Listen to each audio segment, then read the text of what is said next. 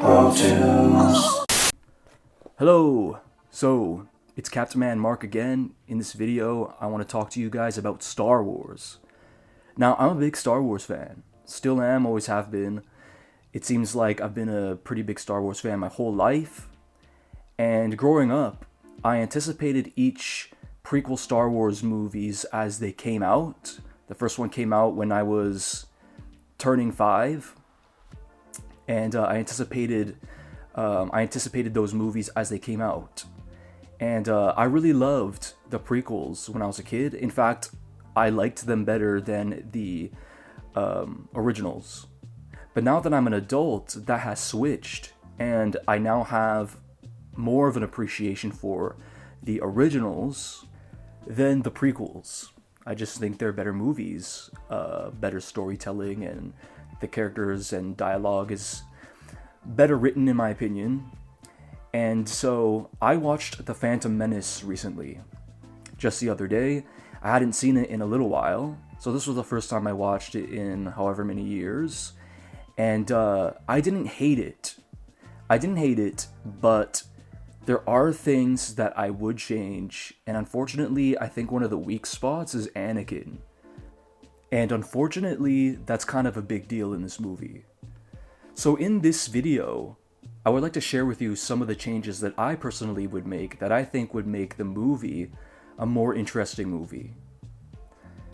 Now, the first thing that I'm going to bring up that I think needs to change is Jar Jar Binks. And I think most people agree with this.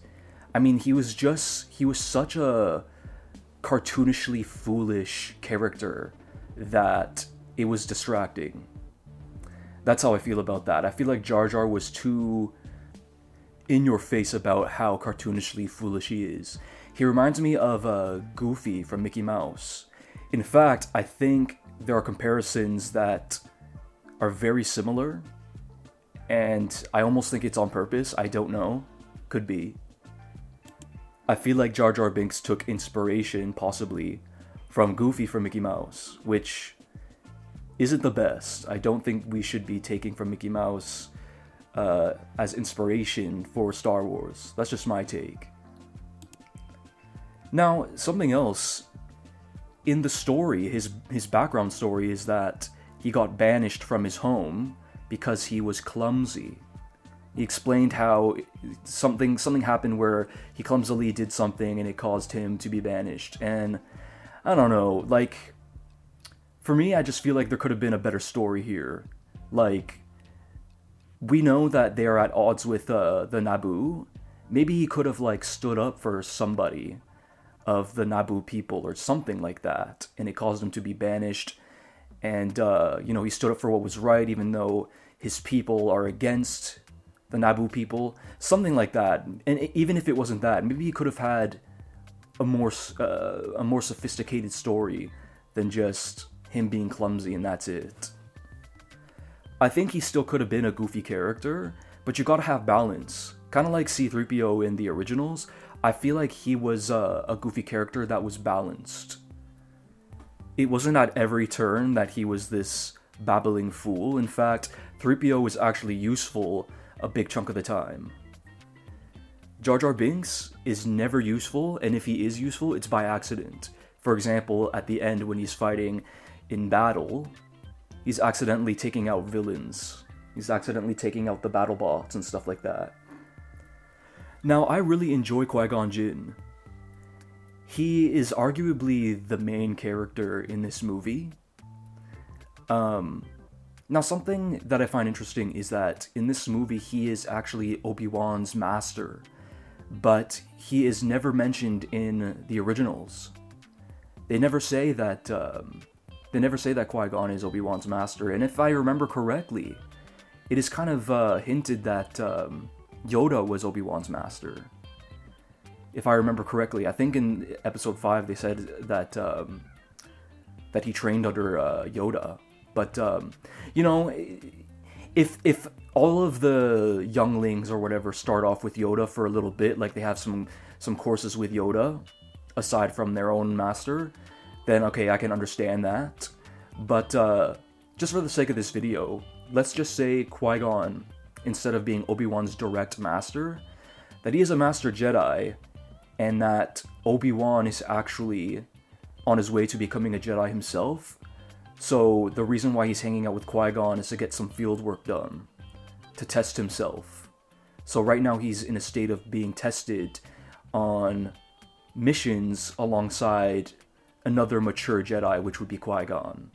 So if I'm correct in saying that the original idea was that he studied under Yoda, then this is a change that we could do. And it also makes Obi-Wan feel more important to the story because, again, there is a focal point to the story about him being tested during this time. So he would be assigned to Qui-Gon and taking direction from him and guidance and so forth. Now again, I think one of the weak points is Anakin. And so a lot of my main changes surrounds him and his story. Now, when they reach Tatooine, I think it should be Qui-Gon who stays back on the ship. I think Qui-Gon should be the one handling all the politics stuff, telling them to not reply because it's a trick and whatever, and having the mature Jedi handle the hard political stuff. Now, Obi-Wan, he's a character that's familiar to us because of the original movies. So I feel like it would have been great if he had more importance to the movie, because I feel like Obi-Wan didn't have as much of importance to the Phantom Menace than he should have. And I feel like this could have given him the appropriate importance to a familiar character. So I think Obi-Wan should have been sent into Tatooine to find the parts for their ship, and Qui-Gon could have told him, this is an assignment for you, to have the Force guide you into finding the pieces that we need. Now that you're becoming a Jedi, this is a type of mission that you should be able to accomplish with the Force's guidance. I think that should have been what they did in this movie. And so, what if Qui-Gon sends Obi-Wan in, instead of Qui-Gon going in, and Obi-Wan uses the Force to guide him to find the parts that he needs. And he ends up finding the parts with, I guess maybe Watto's shop, but he engages with Anakin. And in my version, I'm fine with the rest of the gang who followed Qui-Gon being the same gang that follows Obi-Wan. And Anakin is a teenager, in my version, someone who is actually old enough to work in a shop like this, and around Padme's age. So what if Obi-Wan engages with a teenage Anakin? Anakin tells him they do have the parts available, but it's going to cost him more currency than Obi-Wan has. So Obi-Wan does something very familiar to us. He tries to use a Jedi mind trick.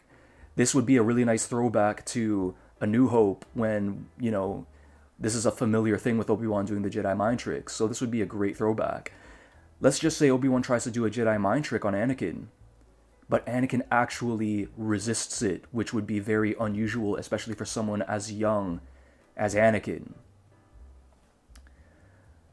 So after this fails, Obi-Wan steps away from the shop, communicates with Qui-Gon, and tells him, this guy has the parts. I tried to use a Jedi mind trick on him, and it didn't work. He resisted me right away. No signs of it working at all. And Qui-Gon goes, that's very interesting. How old is this boy? And Obi-Wan says, no older than 14, 15. And then Qui-Gon takes a very special interest, because Qui-Gon is very passionate about this prophecy of the Chosen One.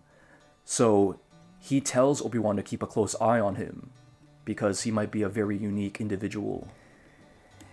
And at this time, Anakin can engage with Padme for the first time, noticing her beauty, and asks her if she's an angel like he does in The Phantom Menace, where he talks about how he's overheard space pilots talking about these beautiful species that live on some kind of planet. And of course, Padme is charmed and wonders how he retrieved such fancy information. So what I would have happen next is I would have bullies around Anakin's age step into the shop to harass him. They make fun of him, telling him that he's no good at pod racing because he didn't finish his race. and that he's a no good pilot, and that in this upcoming race that he's not gonna finish or something like that he's a no good pilot. And maybe they put him down for being a slave, and this is where Padme actually finds out that he is a slave. And maybe Anakin, in the presence of Padme, is very embarrassed. The only thing he wishes he could do right now is to prove to her he's more than just a slave boy. And maybe around this time, Obi-Wan walks in to the bullies making fun of Anakin. And this is where Obi-Wan stands up for Anakin and does a Jedi mind trick on them, making a fool out of them. Anakin is amused by this, realizes that Obi-Wan is a Jedi, and they start hitting it off. Anakin realizes he's a Jedi, and kind of understands what he was trying to do earlier. And Anakin gets excited because he likes the Jedi, and he's heard about all the different kinds of adventures that the Jedi has, and how they are the keepers of peace. Then maybe Anakin can say something like, "What's a Jedi Master and an angel doing in a shop like this in dire need of these parts? Why are they here in Tatooine of all places?" Then Obi-Wan can explain their mission and how they really need to get to Coruscant. And then Padme can plead with Anakin that they really need his help if there's anything that they can do to get this missing piece. And Anakin tells them there's nothing he can do except money for the parts. And if his boss finds out that he gave it away, then he'd be toast, and he really needs this job to support him and his mom. Then they step outside, and Obi-Wan tells Padme, "We gotta come up with a plan." And maybe this is when they find out that there's I almost said snowstorm, a sandstorm going out in the outskirts. And Anakin overhears, and Anakin invites them to his house because they won't make it out in the sandstorm. The sandstorm is kind of dangerous and all that. So maybe this is where Anakin actually invites them over to his house. Around this time, maybe we can see that Anakin is showing the others that he built C-3PO. Now, in my version, I'm okay if Anakin built 3PO if Anakin never sees him with his gold plating. Then that would explain why he doesn't recognize him. So I wouldn't have him with the gold plating in Episode 3. While Anakin is showing the others C-3PO, Obi-Wan has a word with Anakin's mom. And he asks her if she knows anything about being Force sensitive. And then he tells Shmi that he's a very unique boy who may be very Force sensitive. Just like in Phantom Menace, over dinner they can talk about how they can possibly move forward with their mission and get the parts that they need. And Shmi tells them the only thing that people do to gain money around here to get ahead is betting on the pod races. Anakin mentions that he's entering. His mom obviously hates it, but Obi-Wan gets an idea. Because Anakin is so Force sensitive, so it would seem, Obi-Wan wants to give Anakin a crash course in the Force so that he may have an advantage in this pod race. One problem that I had with the Phantom Menace was Qui-Gon seemed to have faith in Anakin because he's strong in the Force, but that was basically it. He didn't try to teach him anything or whatever. And then in Phantom Menace, when Shmi says that he was meant to help you and all that, we can keep those pieces of dialogue. And so she accepts. And Obi-Wan gives Anakin a crash course in the however many days before this race, so that he may have the advantage and that he can help them win. Hopefully win prize money so that they can afford to buy the parts that they need. And when Anakin is seen putting his pod together, Obi-Wan has a conversation with Shmi. And instead of this virgin birth story, I think it would be more cool if Anakin had a mysterious father. That he was a Force user, but maybe not a Jedi. And maybe he rescued Shmi from something. Maybe he used the Force to rescue her. And they had a one-night stand, and he disappeared. Perhaps he was on the run, and he knew if he stuck around it would only endanger Shmi. And after that, she never saw him again. This actually could open up the possibility of lore being built, elsewhere, you know what I mean? Like offshoot comics or books about Anakin's mysterious dad. Shmi can tell Obi-Wan that there's been signs here and there that, growing up, it always seemed like he could see things before they happen, which is a Jedi trait. Shmi can ask Obi-Wan like she asked Qui-Gon if he can help him. But Obi-Wan can tell her he didn't exactly come here to free slaves like Qui-Gon said. So with this crash course in the Force, it is blatantly obvious that Anakin is advancing very quickly. He's accomplishing different tasks that Obi-Wan's getting him to do while using the Force. Particularly exercises that involve instincts and reflexes. Anakin is very pleased with himself because while he's training, he can see that Anakin is becoming impressed with him. And he doesn't want her to see him as this slave boy. He doesn't want what happened with the bullies to taint his image. And growing more powerful in the Force, he can see that he's starting to impress her. So he's starting to really dig learning about the Force. Now, something that I think could be interesting is if you win a pod race and you are a slave, that it grants freedom. So actually, this would actually cause the viewership to be more interesting for the people because a lot of the entries are slaves trying to get free. Ultimately, Anakin enters the race, and he wins the pod race. And they win the money, and they end up being able to buy the parts that they need. Fair and square, they have the money to do it. And then Obi-Wan discusses it with Qui-Gon, and Qui-Gon tells him to make the offer to come along with them, so that maybe he would step into the journey of becoming a Jedi. To which Shmi agrees that he should go. Something that I think everybody else agrees with is that Darth Maul should have had more lines.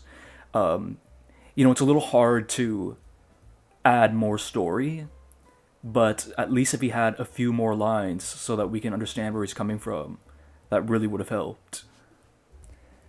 Anyways, guys, that's basically my ideas for Phantom Menace. I feel like that would make a more interesting story, at least to me. I had a lot of fun coming up with ideas for this. But yeah, let me know what you think. Maybe my ideas are bad, maybe my ideas are good. But I feel like the ideas that I came up with, I feel it could have made Phantom Menace a more interesting movie. So anyways, thanks for watching. I appreciate it.